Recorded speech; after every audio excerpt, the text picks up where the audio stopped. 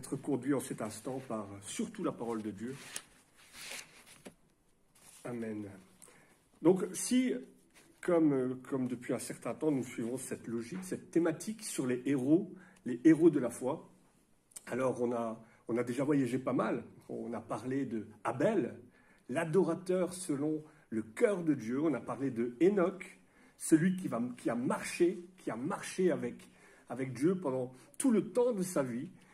Et aujourd'hui, nous allons parler de Noé. Alors Noé est certainement l'un des personnages les plus connus, même par les non-croyants, parce que je pense que tout le monde a déjà entendu parler, ne serait-ce qu'une fois dans sa vie, de l'arche de Noé et de ce qu'il a accompli. Et on pourrait appeler ce message Noé, l'obéissance par la foi. Et nous allons voir pourquoi Noé peut être appelé celui qui a obéi par la foi. Alors je vous invite tout de suite déjà à prendre le texte de notre méditation. Nous allons le trouver dans Hébreux chapitre 11, verset 7. Hébreux chapitre 11, verset 7. Donc certains textes sont différents. Nous allons essayer d'analyser au mieux et Dieu faisant ce qui a été écrit, ce qui a été dit. Hébreux chapitre 11, verset 7. Par la foi, Noé écouta les avertissements de Dieu au sujet de ce qui allait se passer et qu'on ne voyait pas encore. Il prit Dieu au sérieux. Dans ma traduction, il est écrit « Il prit Dieu au sérieux ». Dans certaines traductions, il est écrit « saisi d'une crainte respectueuse » et construit l'arche dans laquelle il fut sauvé avec toute sa famille. Ainsi, il condamna le monde et obtint grâce à sa foi que Dieu le considère comme juste. Quoi de mieux pour redonner courage aux croyants que de prendre l'exemple des anciens, ceux et celles qui nous ont précédés. Il y a ce cantique, il y a peu, en écrivant cela, je me suis rappelé du chant La Sévenole. Esprit qui les fit vivre, ranime leurs enfants pour qu'ils sachent les suivre. Que l'esprit des anciens, des patriarches, de tous ces grands héros de la foi puisse nous animer afin que nous puissions nous aussi vivre comme ils ont vécu leur vie. Esprit qui les fit vivre. Alors, nous avons parlé, et j'en ai fait allusion, l'obéissance par la foi. Et c'est ce qui va caractériser Noé, c'est l'obéissance.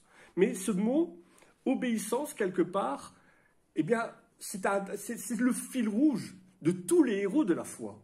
Parce que tous ont obéi à l'appel de Dieu. Si on prend l'exemple d'Abel, on a parlé d'Abel, celui qui va, par obéissance, offrir un sacrifice bien meilleur que celui de son frère. Enoch, toute sa vie sera marquée par l'obéissance à la parole de Dieu, il va marcher avec Dieu. Et Noé, qui par obéissance va répondre présent à l'appel de Dieu. Alors, il y a un célèbre dicton, et vous le connaissez certainement comme moi, c'est au pied du mur que l'on voit le maçon. Vous avez déjà entendu ce proverbe, c'est au pied du mur que l'on voit le maçon. Alors ça veut dire quoi? Ça veut dire qu'on ne peut juger du travail de quelqu'un qu'au niveau du résultat. Qu'à la fin, lorsqu'on voit le résultat, on peut se dire oui, c'est un bon ou c'est un mauvais maçon. Pourquoi au pied du mur? Eh bien, bien souvent, ceux et celles qui ont déjà fait appel à des maçons le savent. Au pied du mur, généralement, c'est là que se trouvent les déchets, les bricaillons, toutes les morceaux de béton, de ciment qui sont tombés. Et c'est vrai qu'à la fin, si on voit que le maçon ramasse tout, qu'il a un bon travail bien propre, bien fait, on se dit c'est un bon maçon. Et dans la foi, c'est la même chose.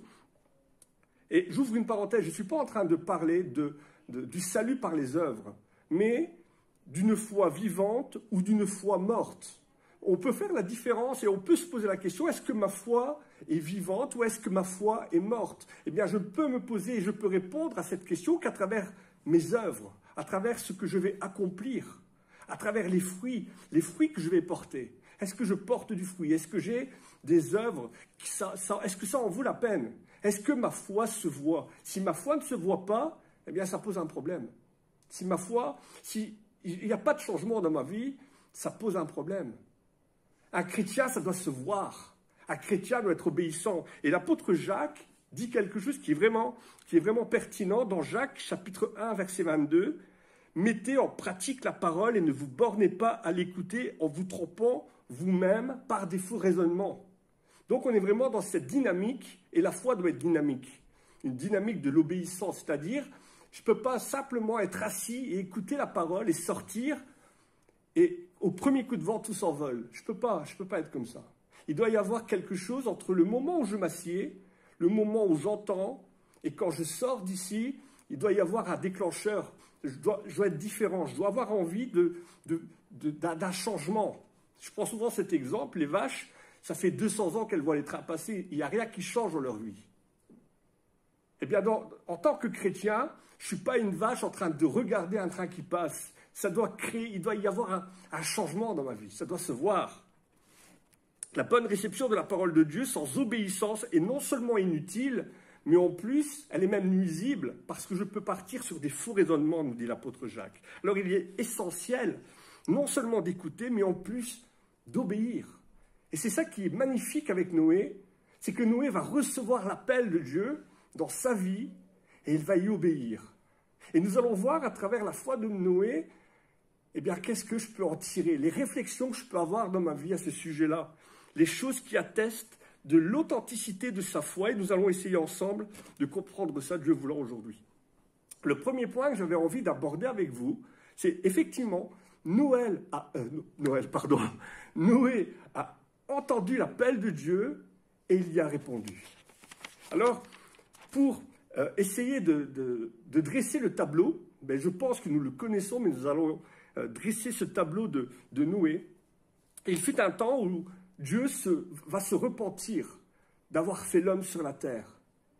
Quand il voit quand on voit tout ce que Dieu a créé, quand on voit les bonnes choses, Dieu a tout créé, il a dit c'est bon, c'est bon.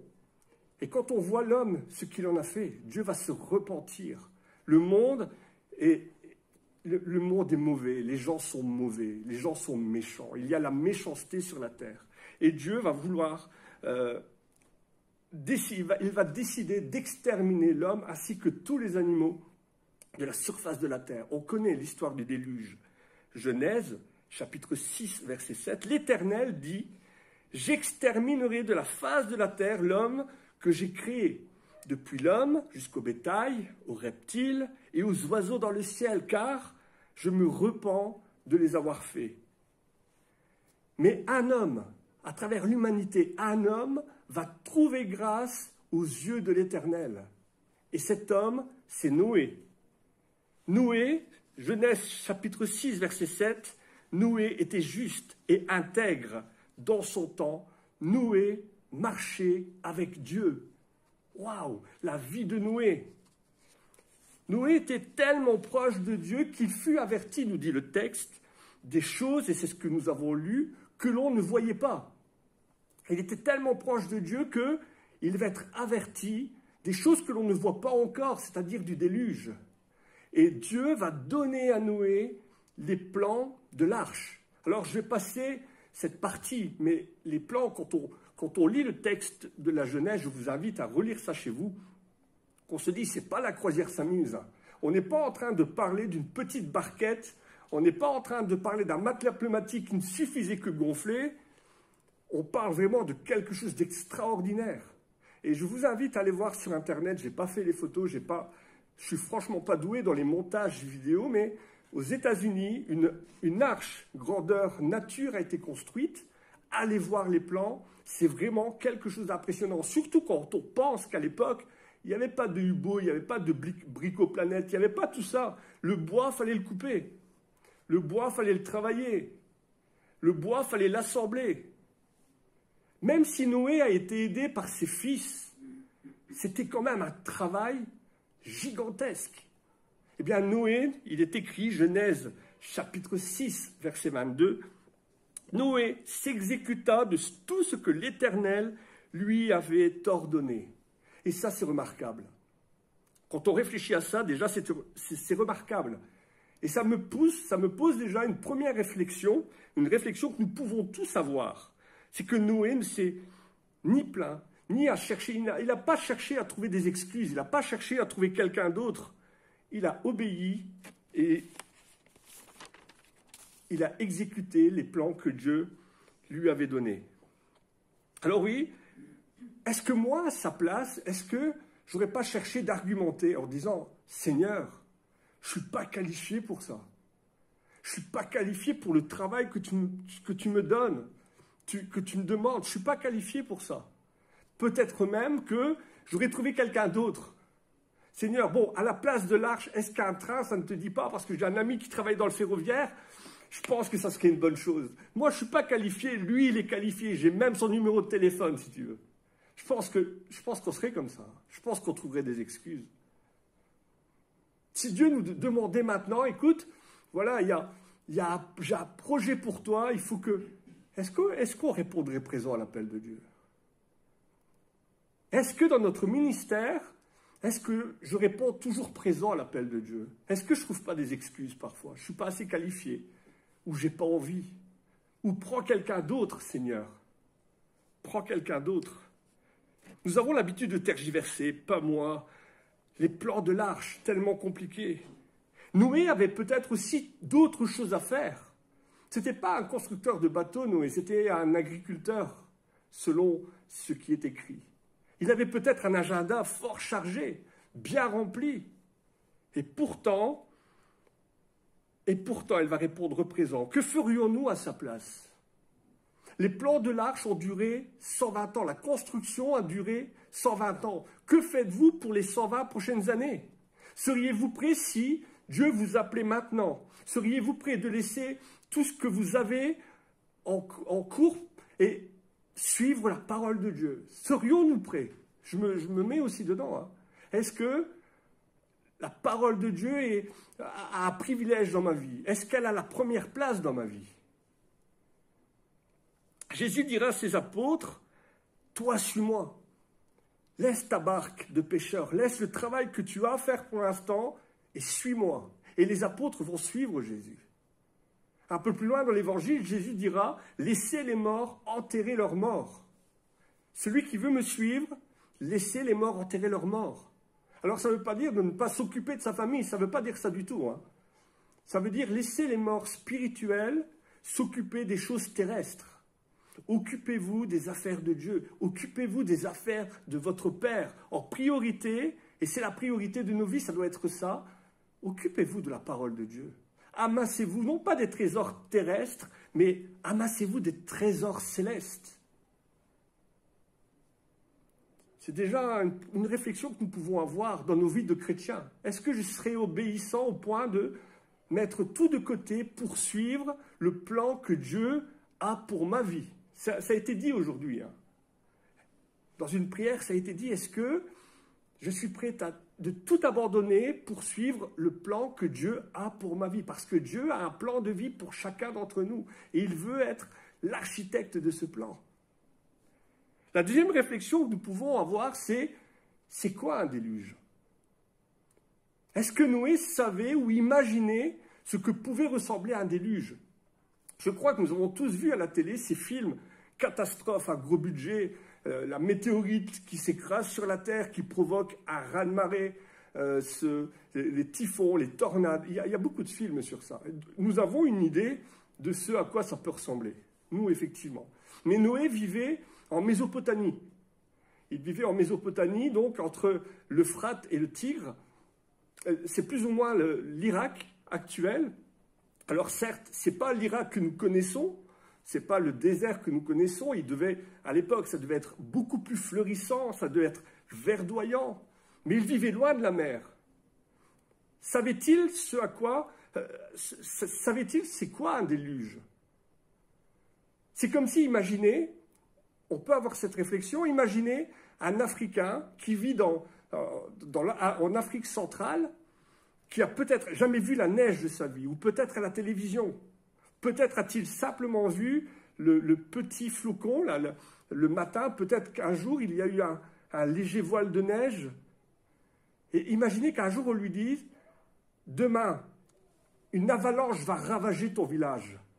Peut-il se faire une idée de à quoi ressemble une avalanche? Nous avons tous été à la mer, on a joué dans les vagues.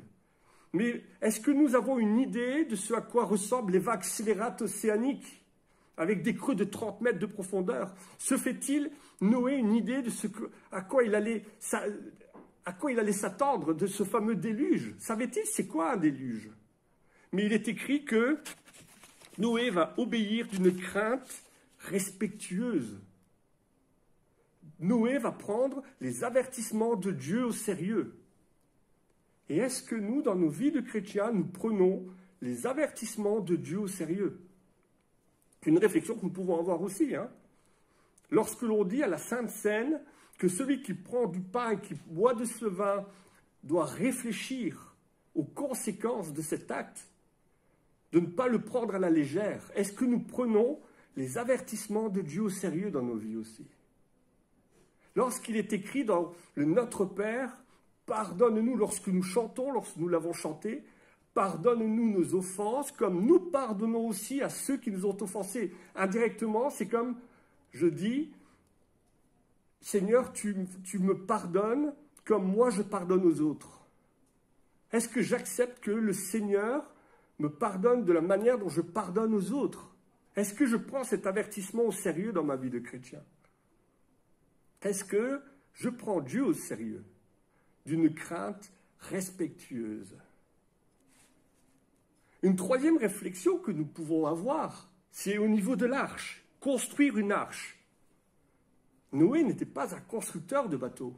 Vous en conviendrez avec moi, vous serez d'accord avec moi. Il y a une différence entre avoir déjà vu un bateau et construire un bateau. C'est quand même une sacrée différence. Noé a peut-être été à la mer, et peut-être a-t-il vu des bateaux, mais savait-il comment ça se construit un bateau? J'aime beaucoup cette citation, et je l'ai souvent dite, ce sont des professionnels qui ont construit le Titanic. Et c'est un amateur qui a construit l'arche de Noé. C'est un amateur. Et la finalité, nous la connaissons. Comme quoi, si je construis sans Dieu, si dans ma vie je construis sans Dieu, je construis en vain, ça ne sert à rien. Et le psalmiste le dira d'ailleurs, dans le psaume 127, verset 1. Cantique des degrés, si l'Éternel ne bâtit pas la maison, ceux qui bâtissent travaillent en vain. Si l'Éternel ne garde pas la ville, celui qui la garde, garde en vain. Dieu veut construire avec nous. Ça a été dit, j'ai envie de le répéter cela. Dieu veut construire avec nous dans toutes les strates de notre vie. Il veut être l'architecte de notre vie. Est-ce que je suis d'accord de lui donner les plans de ma vie? Dans ma vie professionnelle, dans ma vie familiale, dans ma vie d'église? Est-ce que je suis d'accord d'être un ouvrier à son service? Lui dire, Seigneur, je te donne tout, je te confie les clés de ma maison, je te confie les clés de mon travail, je te confie les plans de ma vie. Construis avec moi, s'il te plaît. Construis avec moi. Il est beaucoup plus proche, nous l'avons dit ce matin, beaucoup plus proche que nous ne l'imaginons. Il veut faire partie de notre vie. Il veut être l'architecte de notre vie. Si je bâtis sans lui, ça ne sert à rien, ça coule. Mais si je bâtis avec lui, ma construction, elle sera insubmersible. Quand on regarde les mesures, j'ai été voir cette fameuse arche.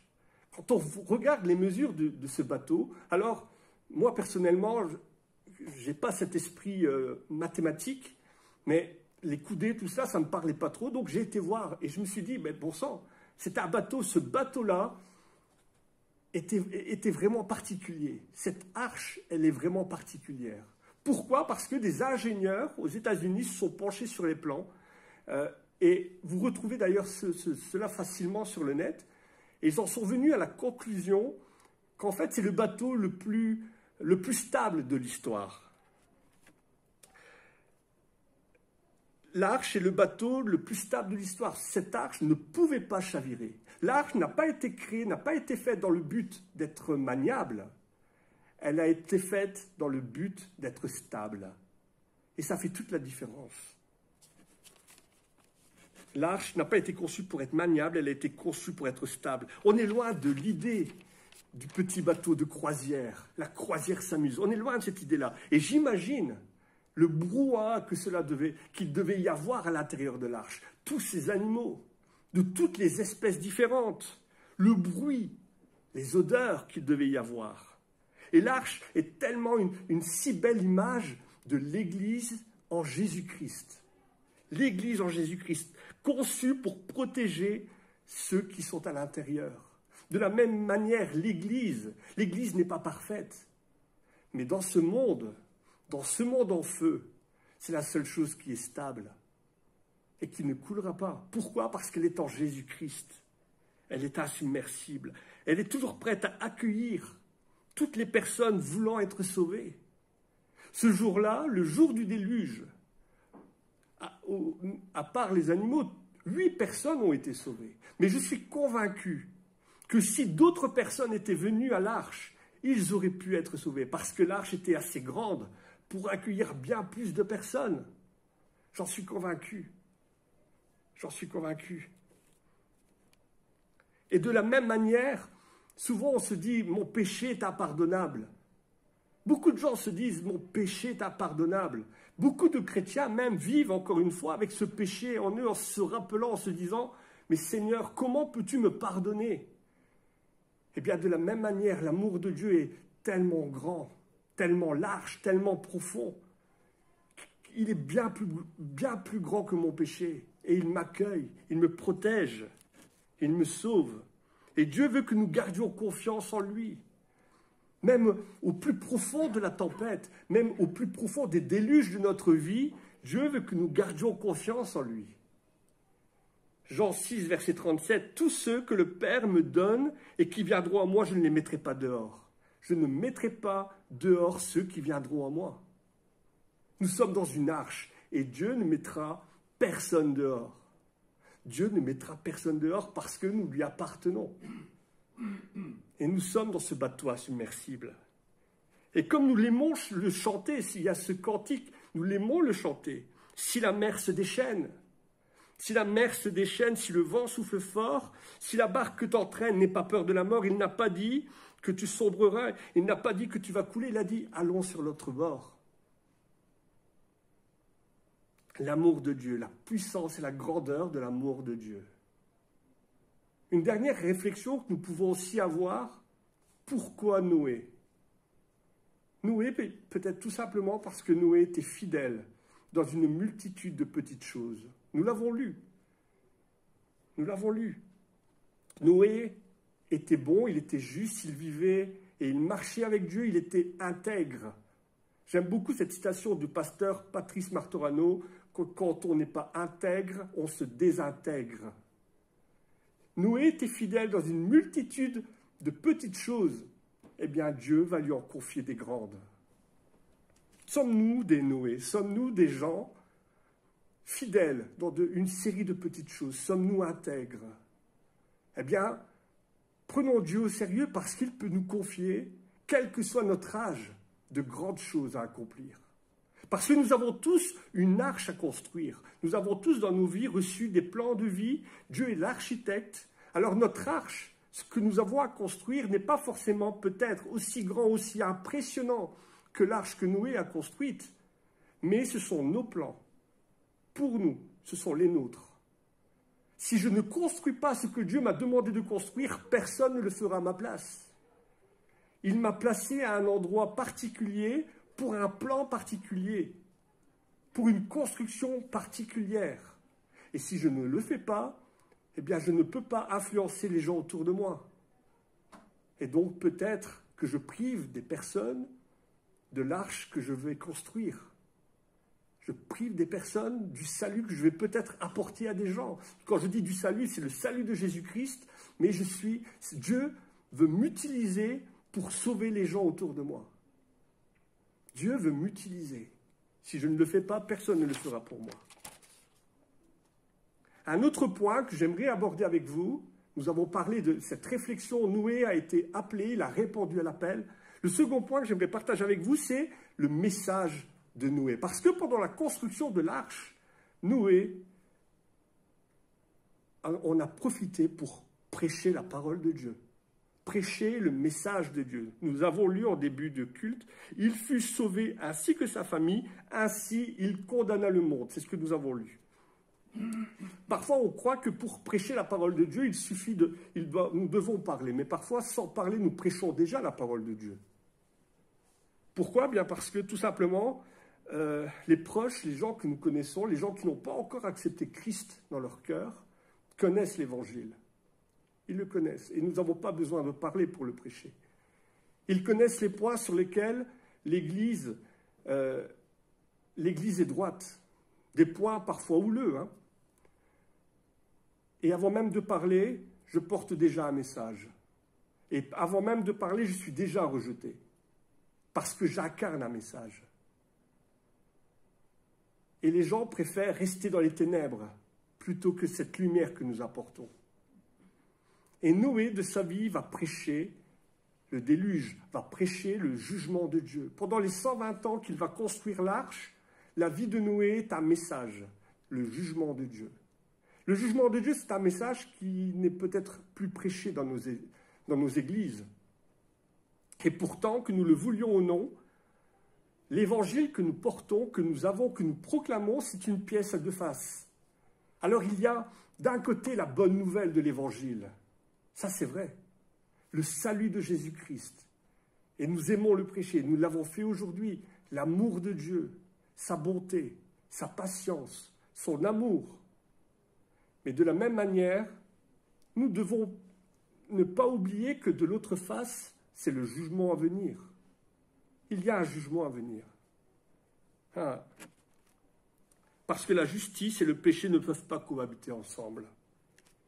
Alors, Dieu, bien sûr, Dieu ne veut pas que le méchant périsse, il veut qu'il parvienne à la repentance, mais il y a un jugement qui arrive. Ouais. À l'époque de Noé, Dieu ne s'est pas réjoui de cette situation-là. Ça n'a pas fait plaisir à Dieu de faire tomber les eaux du déluge. Genèse 6, verset 6, il est marqué « Il fut affligé dans son cœur ». Mais Dieu, encore une fois, ne peut pas coexister, il ne peut pas habiter avec le péché. L'Éternel est lent à la colère, il est plein d'amour. Et la patience de Dieu va durer pendant 120 ans. Pendant les 120 ans de construction, Dieu va rester patient, ne voulant que personne ne périsse. Mais si on y réfléchit, en d'autres termes, en même temps qu'il préparait son jugement, il préparait aussi un moyen d'y échapper. 120 ans, le peuple avait 120 années devant lui, devant eux, pour pouvoir échapper au déluge. Ils sont donc inexcusables. Pendant 120 ans, Noé a prêché le jugement. Et ceux et celles qui ont refusé cet appel sont inexcusables parce qu'ils avaient cette possibilité de faire marche arrière. Ils avaient cette possibilité de se repentir. De nos jours, le moyen, le circuit par lequel Dieu veut convertir l'humanité, les appeler à se repentir, c'est nous.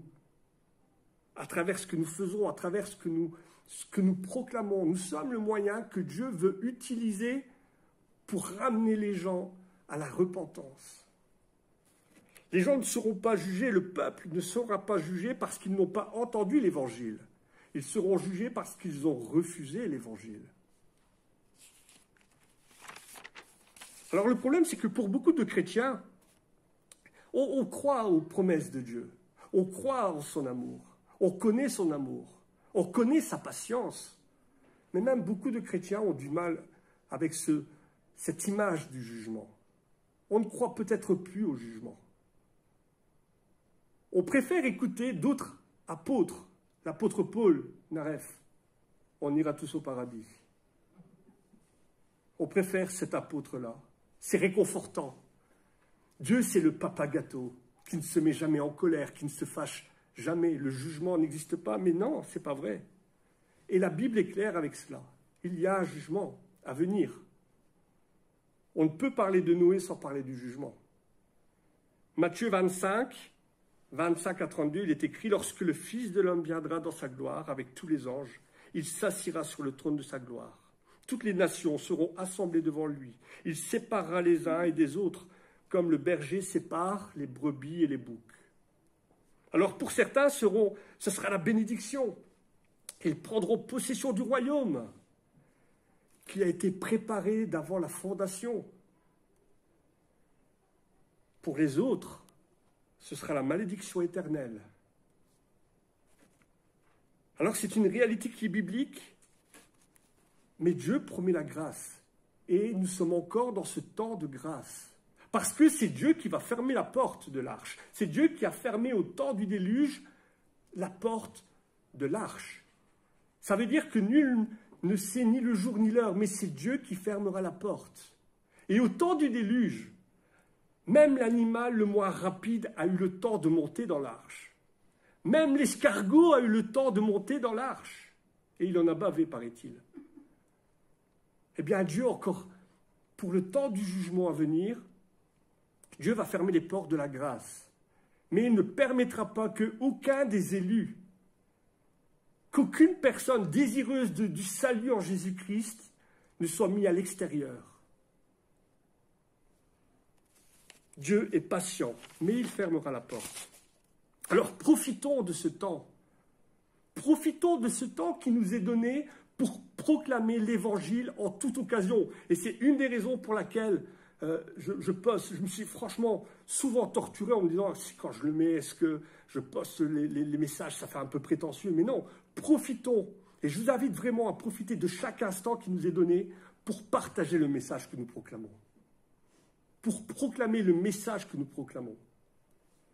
L'apôtre Paul dira à Timothée, prêche la parole, insiste en toute occasion, favorable ou non, censure, exhorte avec douceur et en instruisant. Toute occasion est bonne pour prêcher l'évangile. Toute occasion est bonne. Toute personne à qui nous partageons l'évangile est peut-être une personne qui viendra à l'intérieur de l'arche. L'arche est assez grande. Il y a encore beaucoup de place. Personne ne connaît ni le jour ni l'heure. Ça peut arriver tellement vite. Les jours qui précédèrent le déluge, Matthieu 24, versets 38 à 39. Les jours qui précédèrent le déluge, les hommes mangeaient, buvaient, se mariaient et mariaient leurs enfants, jusqu'au jour où Noé entra dans l'arche, et ils ne se doutèrent de rien, jusqu'à ce que le déluge vint et emporte tout. Il en sera de même à l'avènement du Fils de l'homme. Les gens ne se doutent de rien, aujourd'hui encore. Alors le prochain jugement sera différent, parce que Dieu est fidèle aux promesses qu'il donne. Dieu a fait cette promesse à Noé qu'il n'y aura plus de déluge. Relisez, je vous invite vraiment à relire le livre de la Genèse avec tout ce que nous connaissons sur Noé. Dieu a promis à Noé, il a fait cette alliance avec lui qu'il n'y aura plus de déluge, que la terre ne sera plus ravagée par les eaux. Le déluge n'existera plus. Le prochain jugement sera par le feu. Vous allez me dire, ça ne change pas beaucoup la donne. Hein. C'est plus par les eaux, c'est par le feu. Ça laisse une chance à ceux qui ne savent pas nager. 2 Pierre 3,10 « Le jour du Seigneur viendra comme un voleur en ce jour. Les cieux passeront avec fracas, les éléments embrasés se dissoudront, la terre avec les œuvres qu'elle renferme sera consumée. » Ce jour arrivera. Alors là encore, et je vais ouvrir une parenthèse, une question, est-ce que les chrétiens vivront ces temps? Est-ce que l'Église vivra ces temps de tourment, du jugement, de l'Apocalypse? Nous connaissons le livre de l'Apocalypse. Est-ce que l'Église vivra, est-ce qu'elle passera par les temps de ce jugement? Alors là, l'image de Noé, pour certains théologiens, eh bien c'est une image de l'Église pendant ce que l'on appelle la grande tribulation. Alors, on peut interpréter, faire un parallèle avec ce que Noé a vécu et ce que l'Église vivra au temps de la grande tribulation. Alors, Noé fut mis en sécurité. Dans un premier temps, on peut se dire Noé fut mis en sécurité par Dieu avant l'arrivée du déluge. Donc on peut s'imaginer, on peut réfléchir à cela et se dire qu'effectivement, l'Église peut être enlevée avant la grande tribulation. Mais d'un autre côté, on peut voir ça aussi différemment, c'est que l'arche a dû traverser le déluge. mais sous la protection de Dieu. Donc d'un côté, on peut se dire que peut-être, selon les théologiens, l'Église ne passera pas, elle sera enlevée avant la grande tribulation. Mais d'un autre côté, on peut prendre aussi le problème inversement en se disant l'Église va peut-être traverser la tribulation, mais sous la protection de Dieu. Et je vous invite à relire Apocalypse, chapitre 7, versets 2 à 3, où il est question qu'effectivement, sous la grande tribulation, les chrétiens seront marqués du sceau de Dieu sur leur front, et que rien ne pourra les atteindre. Et une autre question que nous sommes en droit de nous poser, et là c'est une question pratique, quelle position, quelle doit être l'attitude du croyant dans l'attente du jugement à venir? Comment je dois, en tant que croyant, me comporter dans l'attente du jugement à venir? Mais le jugement à venir, c'est le retour de Jésus. C'est un jour de joie. C'est un jour de bonheur. C'est un jour de victoire. Le jour où on verra Jésus dans sa gloire revenir.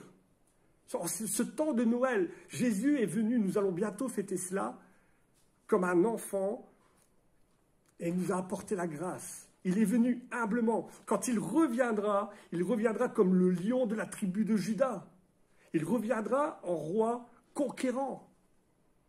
Alors c'est un jour de joie, mais dans l'attente de ce retour, comment, en tant que chrétien, comment je dois me comporter? Eh bien, surtout en ce temps, dans les temps que nous vivons, on parle du coronavirus, on parle de toutes ces choses qui nous font peur. Et beaucoup de chrétiens voient à travers tout cela des signes de l'Apocalypse, des signes du retour de Jésus. On voit et on entend beaucoup cela. Et on se fie, on marque son attention plus sur les signes que sur ce qui a de l'importance, à mon sens. Et ce qui a de l'importance, c'est quoi? Eh bien, je préfère laisser Jésus parler. Et à travers 3 paraboles, Jésus nous explique le comportement que le chrétien doit avoir dans ces temps de la fin. 3 paraboles que vous connaissez. La première, la parabole des 2 serviteurs. Vous les retrouvez dans le livre de Matthieu, Matthieu 24, verset 24, à Matthieu 25, verset 30. 3 paraboles qui expliquent la condition, la manière avec laquelle le chrétien doit anticiper ces temps de la fin. Donc il y a la parabole des 2 serviteurs, vous connaissez, la parabole des 10 vierges et la parabole du talent. Et ces 3 paraboles-là, en fait, nous donnent une idée, une image de l'attitude du chrétien dans l'attente du retour de Jésus. La première parabole souligne, je vous invite vraiment à ce que vous puissiez relire ces paraboles chez vous, mais je vais vite fait établir une synthèse de ces paraboles. La première parabole souligne la bêtise de croire que nous avons le temps. Le maître peut revenir très très vite. C'est ça la parabole des 2 serviteurs. Elle nous apprend que le maître peut revenir très très vite. Peut-être est-il déjà en chemin. C'est vrai, c'est une réalité. Mais la deuxième parabole, que nous apprend-elle? C'est la bêtise de croire qu'il peut aussi revenir, il peut prendre son temps. Encore une fois, ne voulant pas que le méchant périsse, mais qu'il parvienne à la repentance. Alors dans ce cas, je dois rester éveillé. Je dois garder ma lampe allumée. Je ne dois pas m'endormir. Je dois être prêt à son retour. Je ne sais pas quand. Peut-être tarde-t-il. Peut-être tarde-t-il. C'est ça la parabole des 10 vierges. Je dois rester enflammé, rester actif pour ne pas me refroidir. La seconde parabole me donne l'importance du travail, de faire fructifier le talent que j'ai reçu. J'ai reçu un talent et je dois, jusqu'au retour du maître, être trouvé fidèle. Alors, quelle attitude le chrétien doit-il avoir? Il doit garder à l'esprit que le maître peut revenir très vite. De la même manière qu'il peut aussi être patient et il ne tarde pas, mais il veut que le méchant ne périsse pas. Et pendant ce temps, je dois proclamer l'évangile. Je dois rester actif, je dois rester éveillé. Je ne dois pas commencer à avoir peur des bruits de guerre que je peux entendre. Je ne dois pas être effrayé par toutes ces choses qui se passent autour de moi. Je dois rester concentré sur le plan que Dieu m'a donné. Je dois construire mon arche. Je dois y travailler. La pire chose, c'est de rester inactif. Et on le sait tous, hein. Je pense que la pire chose, après avoir fini de manger, quand on se met dans le divan, c'est la meilleure façon de s'endormir. Je ne dois pas m'endormir sur le divan de la grâce. Je dois me lever, je dois travailler. Je dois être au retour du Maître, trouvé fidèle. Tu as été fidèle en des petites choses, rentre dans la joie de ton Maître. Dieu ne nous demande pas d'être rentable, il nous demande d'être fidèle. Alors nous sommes tous appelés à travailler à notre arche, selon le plan que Dieu nous a donné, selon notre ministère, et proclamer en toute occasion la bonne nouvelle de l'Évangile. En conclusion, et c'est le dernier point, Noé a obtenu la justice de Dieu. Quand Dieu a regardé Noé, il le voyait à l'intérieur de l'arche. Eh bien, quand Dieu vous regarde, il voit le Fils, il voit Jésus. Alors Noé n'était pas parfait, hein. Et vous allez voir dans l'histoire de Noé continuer. Ça a été très vite. On a pris l'histoire de Noé d'une manière très rapide, mais relisez l'histoire. Noé n'était pas parfait. Noé était en son temps quelqu'un de juste et d'intègre. Et c'est ce que nous devons essayer d'être. Parce que quand Dieu regardait Noé, il voyait l'arche. Et quand il vous regarde, il voit le Christ. Et vous êtes en lui. Nous sommes en lui. À lui soit la gloire. Seigneur, je veux te louer, te bénir et te rendre grâce. Et c'est vrai, Seigneur, qu'à travers tout ce que nous avons vu de l'histoire de Noé, très brièvement, Seigneur, c'est ta grâce que nous voyons. C'est que tu ne veux pas que le méchant périsse, mais en même temps que le jugement est préparé, tu prépares quand même en même temps la situation, le moyen de le sauver. Et Seigneur, ce moyen, c'est nous. Tu nous appelles à être des ouvriers, à travailler à la moisson. Tu nous appelles à vivre selon les plans que tu nous as donnés, à prêcher l'Évangile, à vraiment être des lumières là où nous sommes, là où tu nous as placés. Alors que vraiment, Seigneur, tu puisses, en ce temps, Seigneur, cette fin de culte, vraiment faire de nous de bons et de fidèles serviteurs. Aide-nous à rester éveillés, aide-nous à rester vigilants. Et que vraiment notre vie, Seigneur, que dans nos vies, tu puisses nous trouver à l'image de Noé, intègre et capable de marcher avec toi. Merci, Seigneur, pour tout ce que tu fais, pour toutes tes bénédictions. Merci pour ta parole qui est une lampe à nos pieds. Cette lampe qui nous aide à marcher jour après jour avec toi. Seigneur, nous te remettons nos familles. Nous te remettons, Seigneur, nos amis, nos voisins, nos collègues, ceux que nous aimerions voir avec nous à l'intérieur de cette Église, insubmersible. Parce que, Seigneur, si elle l'est, c'est grâce à toi, et non pas grâce à nos œuvres. Aide-nous à être de bons et de fidèles serviteurs et de bons et de fidèles témoins, là où tu nous as placés. À toi soit la gloire. Amen.